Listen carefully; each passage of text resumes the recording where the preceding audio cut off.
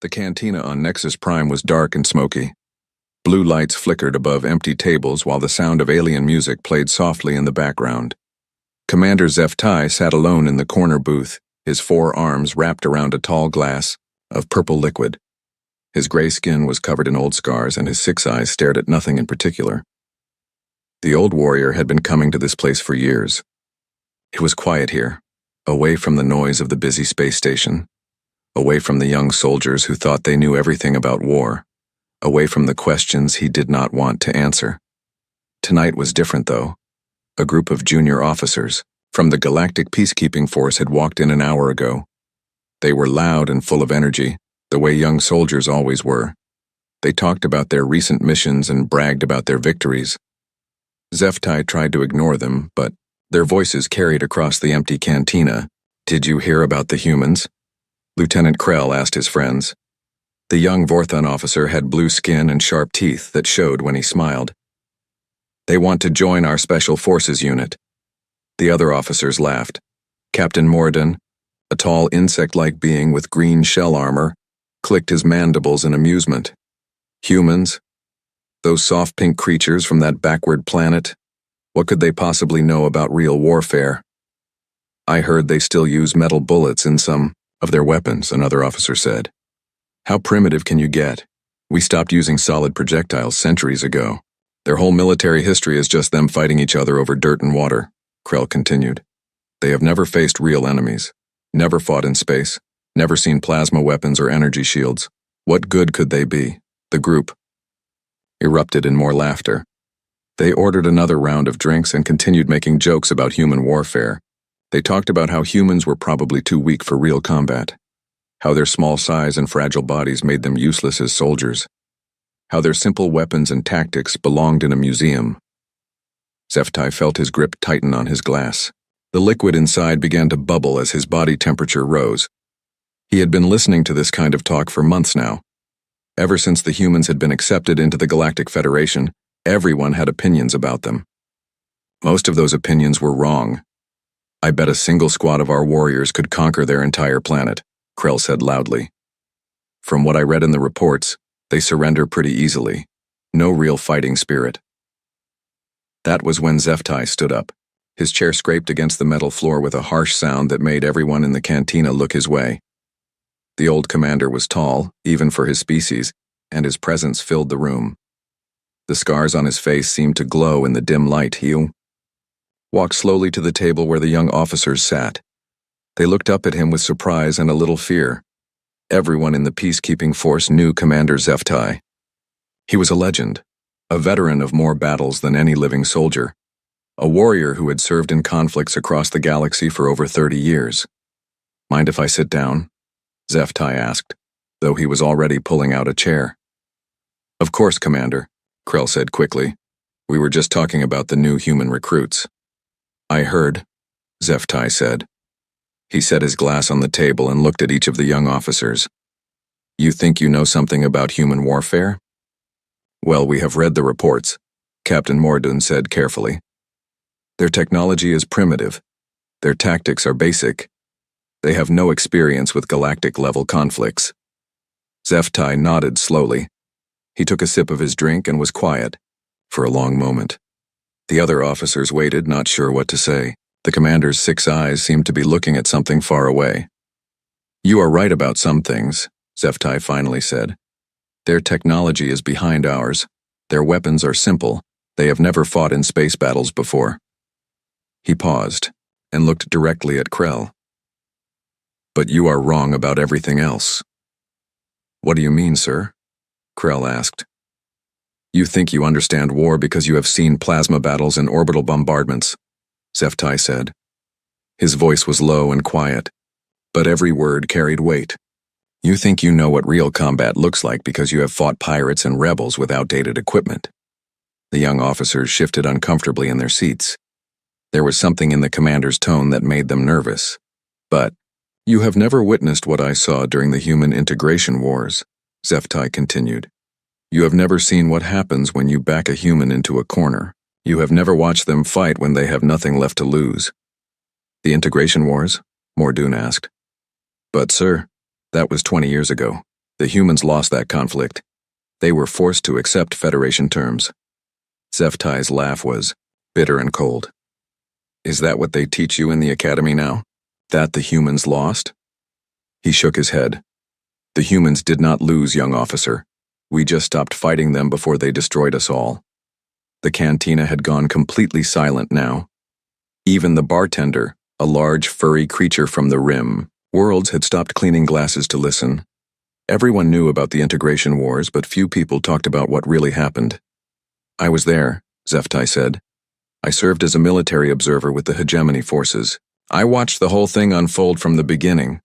I saw things that still wake me up at night. He took another drink and continued. The hegemony thought it would be easy. Humans were new to space travel. They had no real military presence beyond their own solar system. Their weapons were primitive, their ships were slow and clumsy. It should have been a simple annexation operation. But it was not simple, Krell asked quietly. Simple? Zeftai repeated. It was the most terrifying 3 years of my life, and I have fought in over 40 different conflicts across the galaxy. The old warrior leaned back in his chair. His eyes grew distant as he remembered events from 2 decades ago, events that had changed how he viewed warfare forever. The first battle should have ended it, he said. The hegemony sent 3 battle cruisers to Earth, massive ships with crews of thousands, advanced weapon systems, energy shields that could stop any projectile. The humans had nothing that could match them. So what happened? Another officer asked. The humans did not surrender, Zeftai said simply. That was our first mistake. We thought they would see our superior technology and give up immediately. Every other species we had encountered did exactly that. They saw our power and submitted to avoid destruction. He paused and looked at each of the young officers again. But humans are not like other species. They do not think like other species. They do not fight like other species. How do they fight? Morden asked. Zeftai smiled, but there was no humor in it. Like demons, like creatures that have crawled out of some dark corner of the universe where death and pain mean nothing. They fight like beings who would rather die than kneel. The silence stretched on for several seconds. Finally, Krell spoke up. But Commander, surely you are exaggerating. They are just another species. They cannot be that different from the rest of us. That is what we thought too, Zeftai said. Right up until the moment we realized we had awakened something that should have been left alone. Something that other species in the galaxy pray they never have to face. He finished his drink and stood up. You want to know about human warfare? You want to understand why the Federation now considers them the most valuable military asset in the galaxy? He looked down at the young officers. Then listen carefully, because I am going to tell you a story that will change how you think about war forever. Zeftai sat back down and signaled the bartender for another drink. The young officers leaned forward, suddenly very interested in what the old veteran had to say. It started with first contact, Zeftai began, and it ended with the galaxy learning a lesson it will never forget. The bartender brought Zeftai his drink, but the old commander did not touch it right away. He stared at the purple liquid as if he could see the past floating in it. The young officers waited in silence, afraid to interrupt his thoughts. The Hegemony Council was confident, Zeftai finally said. They had studied human civilization for months before making contact. They knew about human wars, human weapons, human military structure. On paper, it looked simple. Humans fought with metal bullets while we had plasma cannons. They used chemical rockets while we had faster-than-light engines. They had never left their solar system while we controlled half the galaxy. He took a sip of his drink and continued. The plan was perfect. 3 battle cruisers would appear in Earth's orbit. We would demonstrate our superior technology. The humans would realize they could not win and would surrender. Then we would integrate their planet into the hegemony peacefully. No unnecessary deaths, no destruction, just a quick show of force. Lieutenant Krell leaned forward. But something went wrong? Everything went wrong, Zeftai said. Starting with the moment our ships appeared above their planet. Do you know what the first human response was? Not surrender. Not fear. Not even attempts at negotiation. What was it? Captain Mordun asked. They started shooting, Zeftai said simply. Every human military installation on the planet opened, fire simultaneously. Missiles, artillery, aircraft, everything they had. Most of their weapons could not even reach our ships in orbit, but they fired anyway. The alien officers looked confused. But that makes no sense, one of them said. They had to know their weapons were useless against your shields. Of course they knew, Zeftai replied. That is what made it so terrifying. They knew they could not hurt us, but they attacked anyway. Not because they thought they could win, but because they refused to surrender without a fight. He paused, and his 6 eyes grew distant again. Admiral Vexitar was commanding the operation from the lead cruiser. He had conquered dozens of worlds, using the same strategy. He was sure the humans would stop firing once they realized how hopeless their situation was. Did they stop? Krell asked quietly. No, Zeftai said. They got worse. When their ground-based weapons failed to reach us, they started launching everything they had into space. Military satellites, space stations, even civilian spacecraft loaded with explosives. They turned their entire orbital infrastructure into weapons. The old warrior's voice became quieter, more thoughtful. I was on the bridge of the second cruiser observing the operation for my report to the Galactic Council. I watched the tactical displays show hundreds of human craft heading toward our position. Small fighters, cargo ships, passenger vessels, anything that could fly. Most of them had no real weapons. Some were piloted by single humans with nothing but determination. What happened to them? Mordun asked. Our defense systems destroyed them all, Zeftai said. Every single one. But that was not the point. The point was that they kept coming, wave after wave of humans flying toward certain death. Not because they had a plan or because they thought they could win. They came because someone had to try. He took another drink and his hands trembled slightly. That was when I started to understand that we were dealing with something different. Something dangerous. Dangerous, Krell repeated. But you said your ships destroyed all their attacks. Physical danger is not the only kind of danger, Zeftai explained. There is also the danger of fighting an enemy that does not behave logically. An enemy that makes choices based on principles instead of tactics. An enemy that would rather die than live under your rule. The cantina had grown even quieter. Other customers had moved closer to listen to the old veteran's story. Word was spreading through the station that Commander Zeftai was talking about the integration wars, something he rarely did. Admiral Vexitar decided to make an example, Zeftai continued. He chose a human military base and destroyed it, with a single plasma blast. The entire installation vanished in seconds. Thousands of humans died. He broadcast a message to the planet saying that more bases would be destroyed unless they surrendered immediately. Did that work? An officer asked. Zeftai's laugh was bitter. It made things worse. Much worse. The humans did not see the destruction as a reason to surrender. They saw it as a reason to fight harder. He leaned forward and his voice became intense. Within hours, human forces around the planet began launching coordinated attacks. Not random desperate strikes, but organized military operations. They had been planning for this moment, preparing for an invasion they knew was coming. How could they have known? Mordun wondered. Because humans always assume someone is trying to kill them, Zeftai said.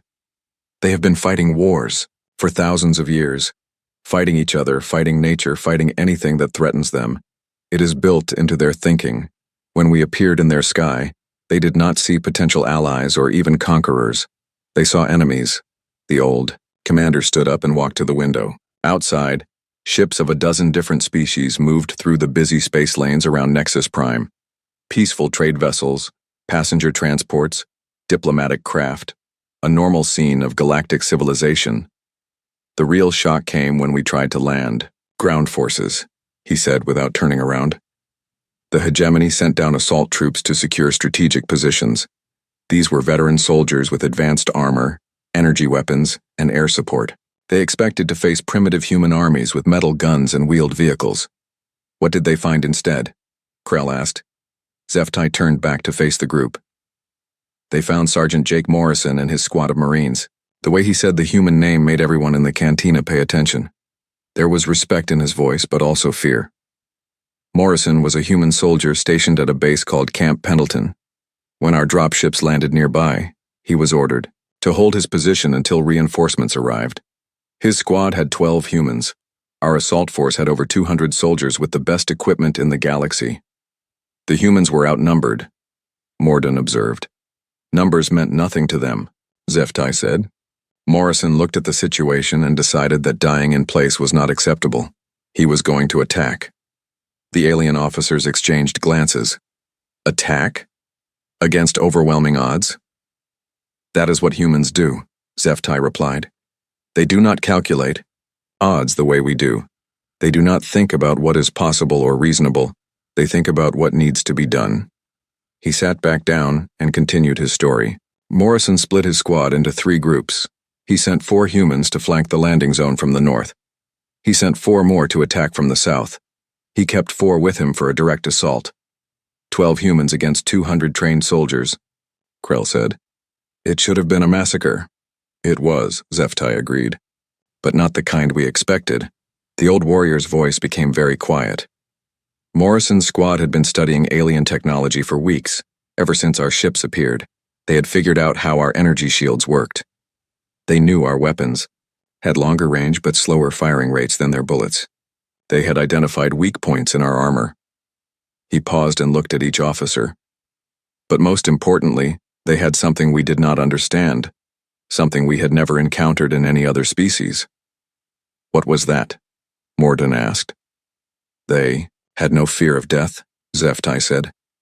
Not because they were brave, but because they had already accepted that they were going to die. In their minds, they were already dead. The only question was how many enemies they could take with them. The silence stretched on for several seconds before Zeftai continued. The attack began at dawn.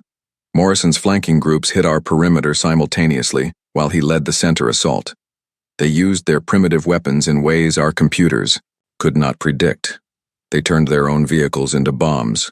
They used the terrain against us. They fought like creatures that had been born in war. What was the result? Krell asked quietly. Zeftai finished his drink in one gulp. We won. Of course. Our superior technology and numbers made victory inevitable. But when the fighting ended, we had lost 60 soldiers. 60 experienced warriors killed by 12 humans with metal bullets and explosive charges. The young officers stared at him in shock. 60? Morden repeated. Including Morrison, Zeftai said. He died trying to plant a bomb on our command vehicle. Got within 10 meters before our weapons finally stopped him. But by then, his example had spread to every human military unit on the planet. He signaled for another drink.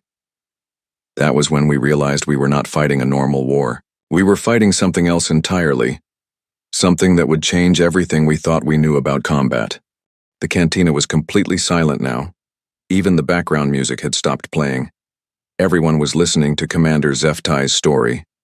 The old warrior seemed lost in his memories, staring at his empty glass as if he could see the past reflected in it. Morrison's last stand changed everything, Zeftai said finally. Word of what happened spread across the human planet in hours. Not just military reports, but videos, pictures, personal accounts.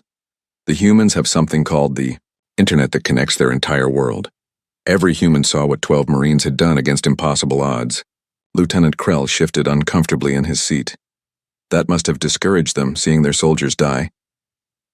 You still do not understand, Zeftai replied, shaking his head. It did not discourage them, it inspired them.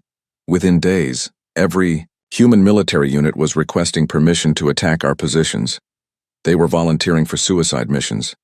They were competing to see who could hurt us the most. The alien commander signaled for another drink. Admiral Vexitar realized that traditional tactics were not working.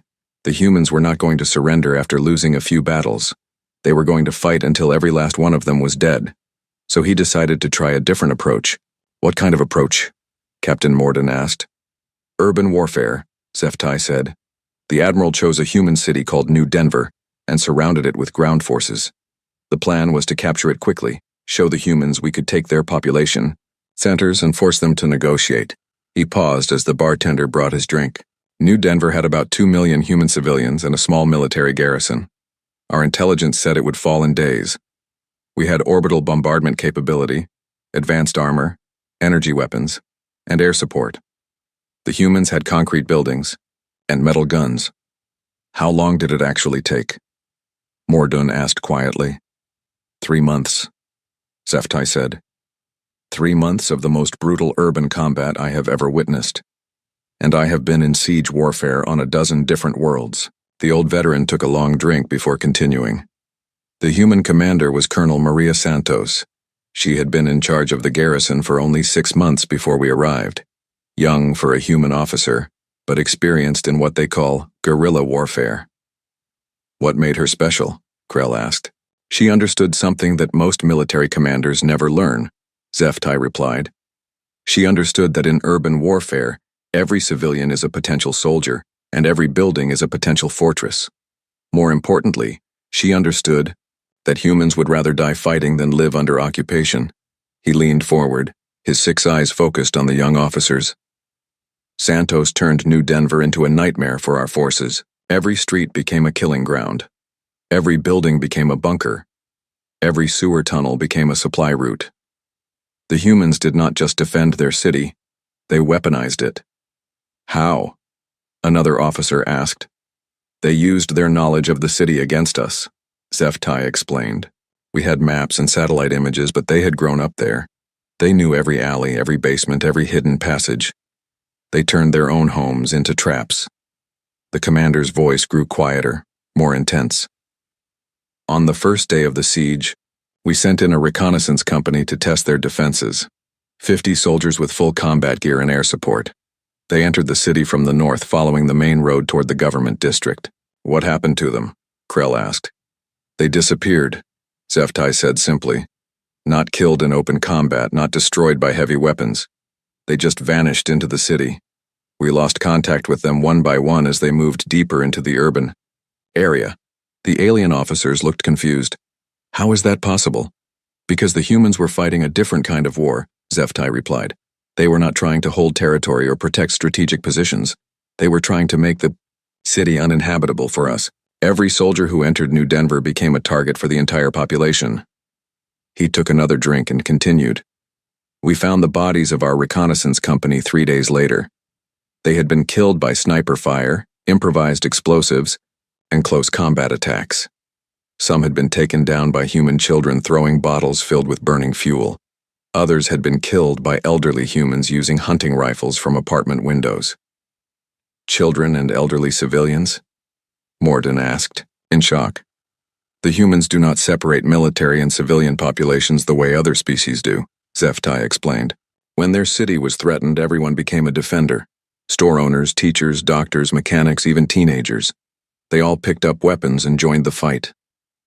The old warrior stood up and walked to the window again. I remember watching the tactical displays in our command center. Every day we controlled more territory on paper.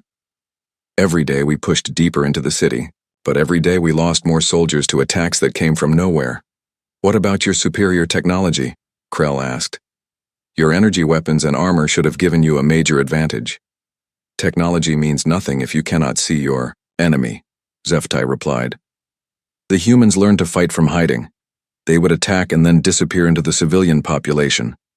They dressed like non-combatants, moved through areas we thought were secure and struck when we least expected it. He turned back to face the group. But the worst part was not the attacks themselves. It was the effect they had on our soldiers. Every corner could hide an enemy. Every building could contain a bomb. Every human civilian could be carrying a weapon. Our troops started to break down mentally. Break down how? Mordun asked. Fear, Zeftai said simply. Fear of an enemy they could not identify until it was too late. Fear of a population that refused to be conquered. Fear of fighting in a place where the rules of warfare meant nothing. The commander sat back down and his voice became very quiet. I watched veteran soldiers, warriors who had fought in dozens of battles, start to panic at the sight of human children. I saw officers refuse to enter certain areas of the city because too many of their friends had died there. I watched our morale collapse as we realized we were not fighting an army. We were fighting an entire civilization. What did Colonel Santos do during all this? Krell asked.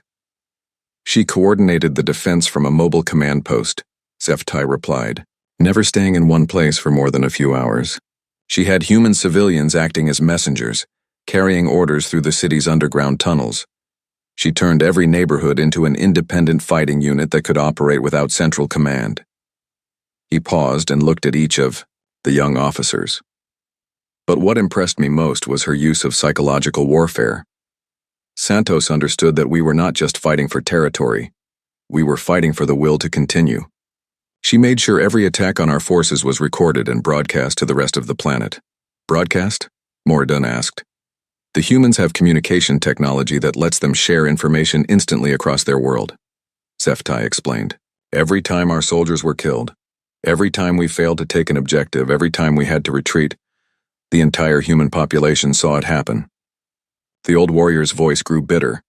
Santos was not just defending New Denver. She was showing every human on the planet that we could be beaten, that our advanced technology and superior numbers meant nothing against determined resistance. Did it work?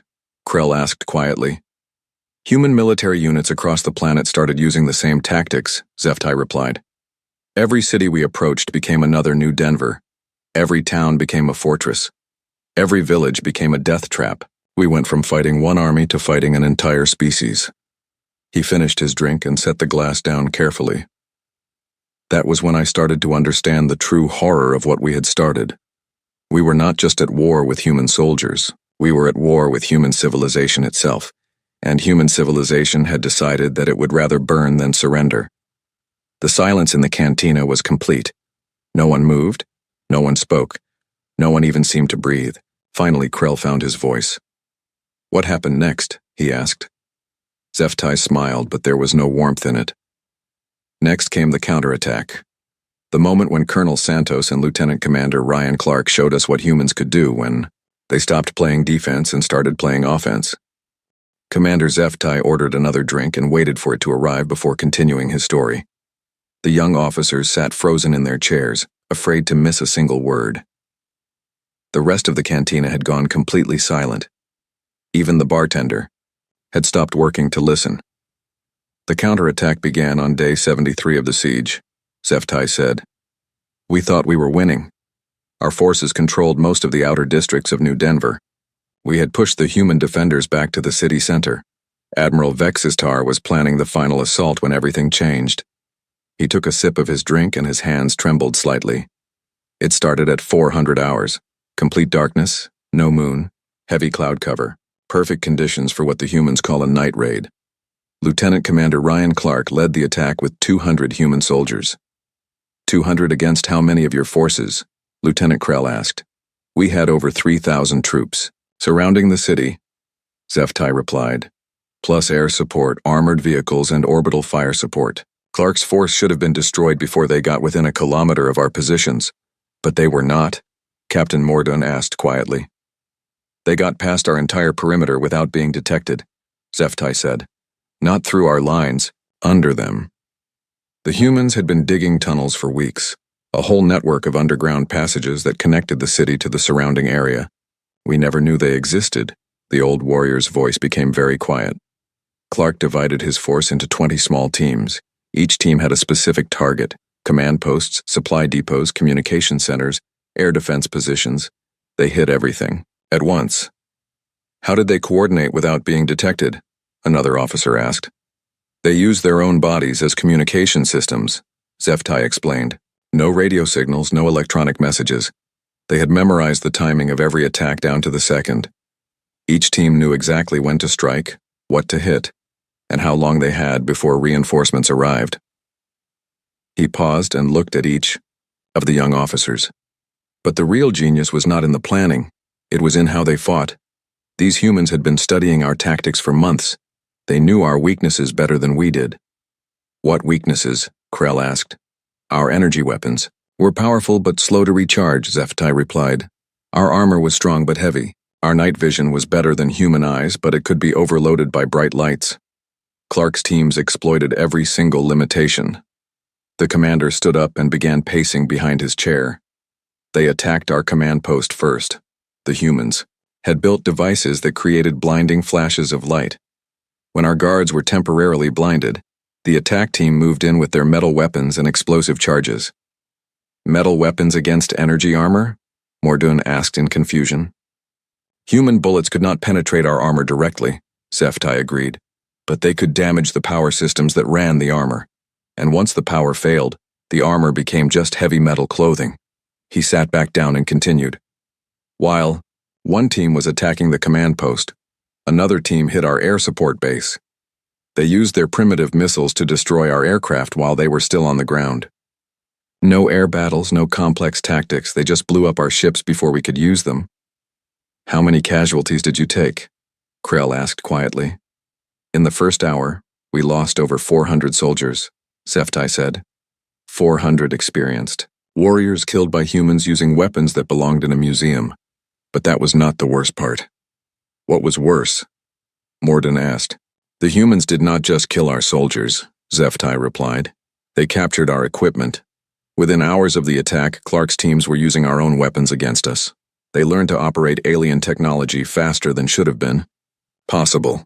The old warrior's voice became filled with a mixture of admiration and fear. I watched human soldiers who had never seen energy weapons before figure out how to use them in minutes. They took our communication equipment and used it to coordinate attacks across the entire planet. They stole our vehicles and turned them into weapons platforms. How could they learn so quickly? An officer asked. Because humans are natural engineers, Zeftai explained. They have been taking things apart and putting them back together for thousands of years. Give a human any piece of technology, and they will find a way to use it, improve it, or turn it into a weapon. He took another drink before continuing. Staff Sergeant Tony Martinez led one of Clark's teams that night. His mission was to capture our main supply depot. Instead of just destroying it, he decided to take everything useful and disappear back into the city. What did he take? Krell asked. Energy cells, armor components, medical supplies, communication equipment, food, ammunition, Zeftai listed. Everything our forces needed to continue the siege. But Martinez did not just steal supplies. He stole knowledge. Knowledge? Mordun repeated. Martinez captured 3 of our technicians alive, Zeftai said. He did not torture them or threaten them. He just talked to them, asked them questions about how our technology worked, showed genuine curiosity about alien engineering. The commander's voice grew thoughtful. Those technicians later said that Martinez was the most intelligent being they had ever met. He understood complex concepts immediately. He asked questions that showed he was thinking 3 steps ahead of their explanations. What did he do with that knowledge? Another officer asked. He taught it to other humans, Zeftai replied. Within days, human engineers across the planet were building copies of our equipment using their own materials. Crude copies, but functional ones. He stood up and walked to the window again. Corporal Janet Brooks was part of Martinez's team. She was a human engineer who specialized in communications technology. During the raid, she captured one of our quantum communication devices. Those devices are incredibly complex, Krell said. It takes years of training to understand how they work. Brooks figured it out in 2 days, Zeftai said simply. Not only did she learn to use it, she improved it. She found ways to boost the signal strength and extend the range. Then she taught her improvements to every human technical specialist on the planet. The alien officers stared at him in shock. Improved it? Mordun asked. That is impossible. Those devices represent centuries of scientific advancement. Nothing is impossible for humans when they are fighting for their survival, Zeftai replied. They do not see technology as sacred or unchangeable. They see it as tools that can be modified, combined, or reimagined for new purposes. He returned to his seat and continued the story. The raid on our supply depot was just the beginning. Captain Steve Robinson led another team that attacked our vehicle maintenance area. Instead of destroying our aircraft, he stole them. Stole them? But human pilots had never flown alien spacecraft before, Krell protested. Robinson learned by watching combat footage, Zeftai said. The humans had been recording every air battle since the war began. Robinson studied how our pilots maneuvered, how they used their weapons, how they communicated with ground control. That still should not have been enough, Mordun argued. Robinson did not just study our tactics, Zeftai explained. He studied our mistakes. Every time one of our aircraft was shot down, every time a pilot made an error, every time our formations were broken. He learned from our failures faster than we learned from them ourselves. The old warrior's voice became filled with grudging respect. By dawn, Robinson was leading a squadron of captured alien fighters against our remaining air support. Human pilots who had learned to fly our aircraft in a single night were shooting down veteran pilots who had been flying for years. How is that possible? Krell asked weakly. Because humans learn differently than other species, Zeftai replied. They do not just memorize information. They understand it, adapt it, and use it in ways the original designers never intended. He finished his drink and signaled for another. Engineer Kate Phillips was the most terrifying of all. She was part of the team that captured our shield generator facility. While other humans were stealing equipment, Phillips was stealing ideas. What kind of ideas? Mordoon asked. She reverse-engineered our energy shield technology using nothing but spare parts and basic tools, Zeftai said. Not only did she figure out how our shields worked, she found ways to make them stronger and more efficient.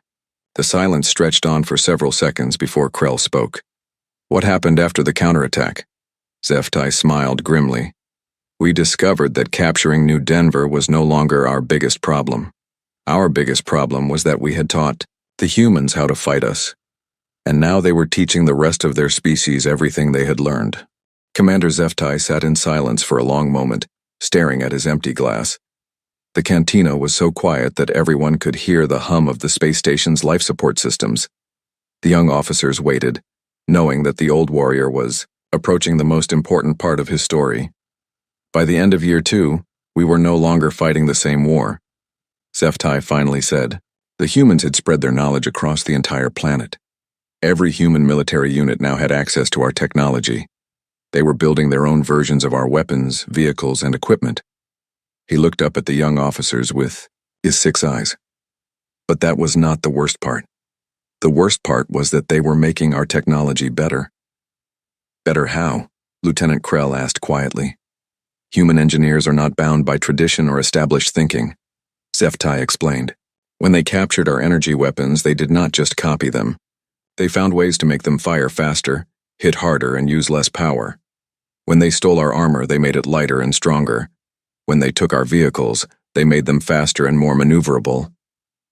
Captain Morden shifted uncomfortably in his seat. But surely the Hegemony Council sent reinforcements. More ships, more soldiers. They sent everything, Zeftai replied. By year 3, we had over 50 battle cruisers in Earth's solar system. 500,000 soldiers.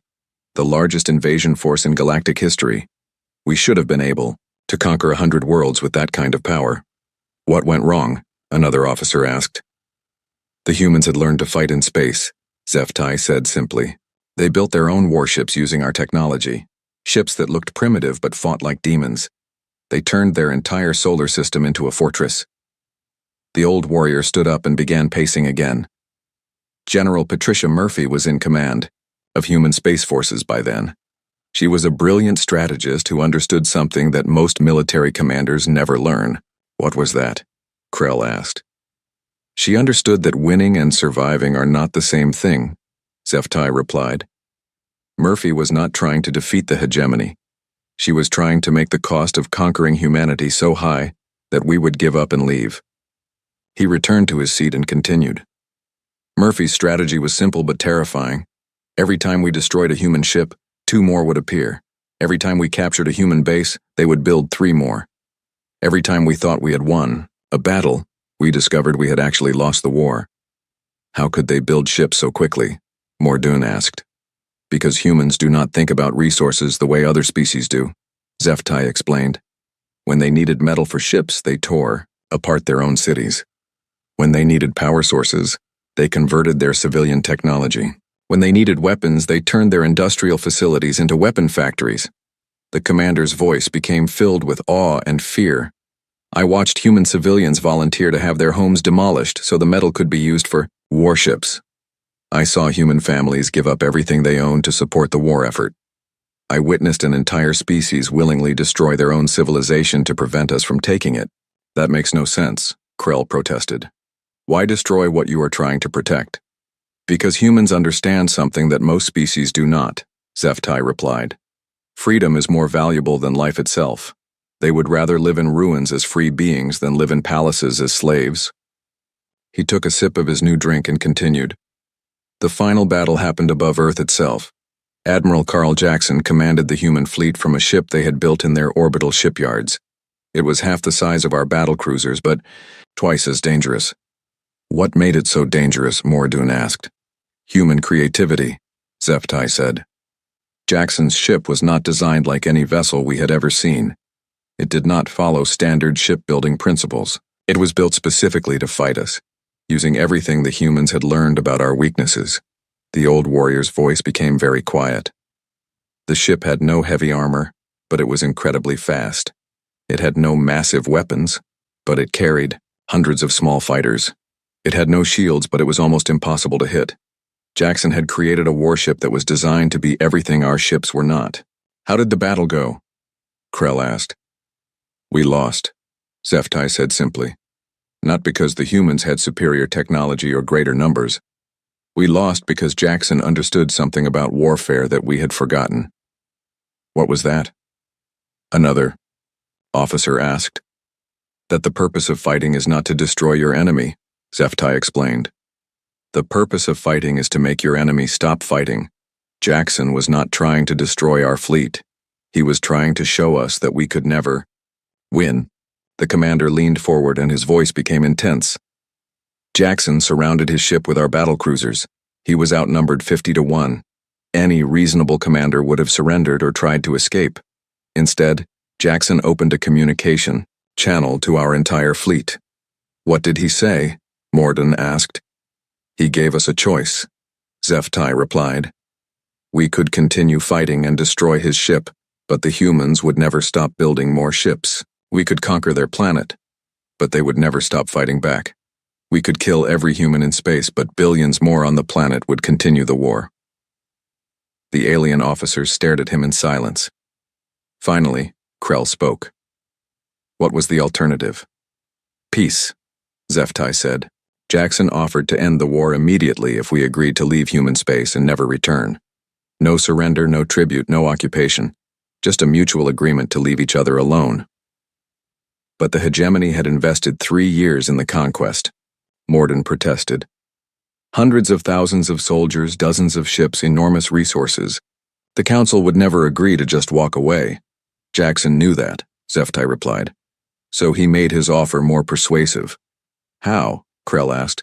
He showed us what would happen if we refused, Zeftai said. Jackson had positioned nuclear weapons throughout the solar system. Not aimed at our ships, but aimed at every human city and military base on Earth. The young officers looked confused. He was threatening his own people? He was showing us that humans would rather die free than live. As slaves, Zeftai explained. Jackson made it clear that if we refused his offer, he would detonate every weapon simultaneously. The entire human species would die, but we would gain nothing. No planet to rule, no population to control, no resources to exploit. Just a dead world in empty space. The silence in the cantina was complete. No one moved. No one spoke. No one even seemed to breathe. Did you believe he would do it? Mordoon asked quietly. After 3 years of fighting humans, I believed he would do worse than that, Zeftai replied. I believed he would find a way to take us with them. The old warrior finished his drink and set the glass down carefully. Admiral Vexitar accepted Jackson's offer. The hegemony fleet withdrew from human space that same day. The war was over. But why are humans now part of the Galactic Federation? Krell asked. If they forced you to leave, why did they join? Because humans are not just warriors, Zeftai explained. They are also explorers, scientists, and builders. Once they had proven they could not be conquered, they wanted to join the galactic community as equals, not subjects. He stood up and looked at each of the young officers. That is why humans now serve as elite troops in the peacekeeping force. Not because they have the best weapons or the most advanced technology, because they have something no other species possesses. What is that? Mordoon asked. They have the will to fight when fighting is hopeless, Zeftai said. They have the courage to die when dying is meaningless. They have the strength to sacrifice everything for principles that exist only in their minds. The commander picked up his glass and raised it in a salute. The galaxy learned that day that there are some species you never want to fight, and humans are at the top of that list. They do not just wage war, they embody it. They are war itself, walking on two legs, and refusing to quit. He drained his glass and set it down. Now you know why I respect humans, and why I fear them. Because any species that would rather destroy itself than surrender is capable of anything. The young officers sat in stunned silence as Commander HFY walked out of the cantina, leaving them to contemplate what they had learned about humanity and war.